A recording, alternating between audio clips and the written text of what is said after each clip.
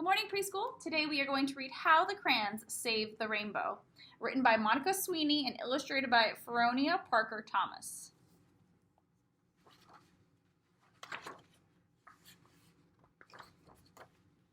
Here we go. The sun and the clouds were best friends. They worked together to keep the earth warm and the gardens growing. But of all the things that they did together, their favorite thing was making rainbows so that the whole world was colorful and happy. Then one day, the sun and the clouds had a big fight. The clouds were blocking the sun, and the sun couldn't shine through to the earth. The sun went sizzle, sizzle, sizzle, and the clouds, and the clouds went clap, bang, boom, back. They stopped being friends and were never in the sky together again. Uh-oh. That's sad.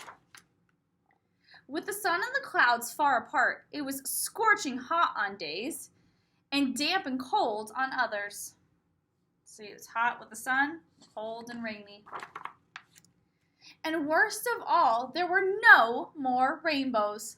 Without rainbows, the flowers, the streams, and even the city started to lose their color.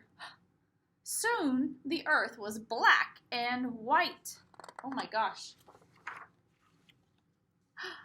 But in one little town, in one little school, in one little desk, there was one little forgotten box of crayons, and the crayons still had their colors. The desk rattled and shook and clappered and clanked, and all of a sudden it toppled over and the box of crayons tumbled out. There are the crayons.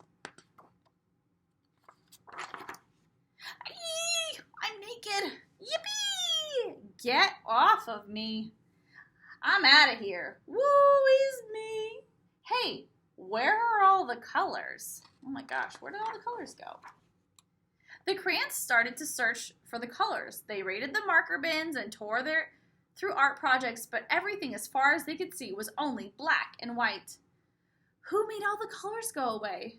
Says Green. This is so sad, Blue says. This is terrible, Red. What about the daffodils and butter? Yellow says.